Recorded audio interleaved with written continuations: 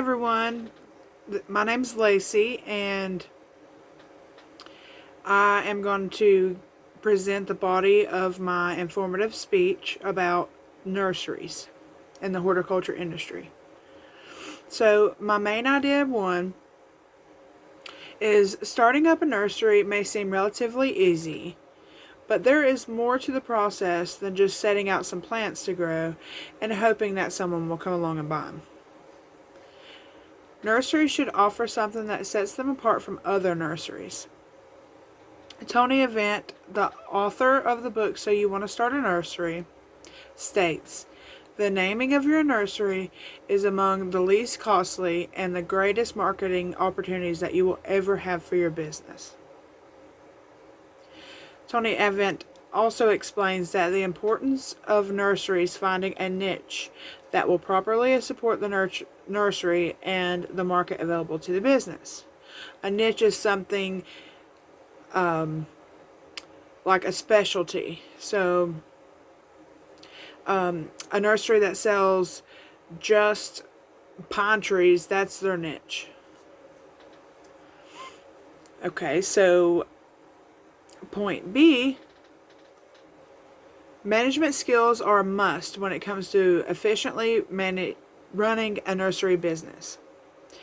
The nursery manager must have people skills and must be capable of professionally handling any uncomfortable interactions with other employees and problems that customers may have.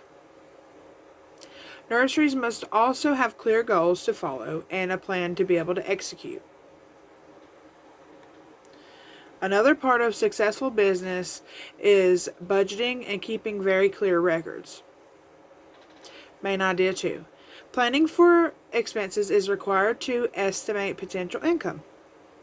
Expenses must be clearly defined in record keeping so that the business can budget more efficiently the following year. Overhead costs include insurance, labor, taxes, repairs, loans, and other expenses that are not necessarily tangible. According to James Robbins and Dr. Klingemann, who wrote the article Starting a Greenhouse Business, Estimating Income, state labor costs are the biggest single part of greenhouse operations. And in order to cut down on the labor costs, the business should set up automation. So like automatic water system would cut a lot of cost for paying people to water. But there's an initial investment cost there, of course. Direct costs are expenses that are tangible, like fertilizer, plastic containers, media, utility bills, seeds, and other essential items and materials. Income is calculated from profits after all expenses have been paid off. One must know the cost of production and understand the supply and demand. Event says on page 191 of his book, So You Want to Start a Nursery, that you know if the prices are at the right point if at least 20% of the customers complain about the prices being too high. While nurseries budget their expenses and plan for changes in the market, there are many things that affect nurseries negatively that were probably not put in the budget. Main idea 3. Nurseries are devastated in many ways. Some devastations are preventable, while others are unpredictable. Nurseries should always have a plan for emergencies. When the power goes out because of a snowstorm, a nursery should have backup generators as well as employees on call to be able to assess the situation. If nurseries aren't prepared for natural disasters, thousands of dollars will be lost within moments. Not all disasters can be prepared for, though.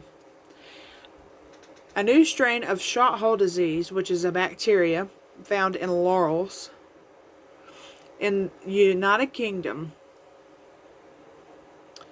Nurseries soon learned about this very contagious disease and required to quarantine or completely destroy all plant parts that were affected by this bacteria. Matthew Appleby, the author for Horticulture Week Journal, says, from a business point of view, that's a nightmare that could lead to thousands of plants being destroyed. Destroying thousands of pounds of crop is definitely a hardship that many nurseries must face when encountering highly infectious diseases. And nurseries must be prepared to respond to instances like this, even when it's not possible to predict. For example, COVID.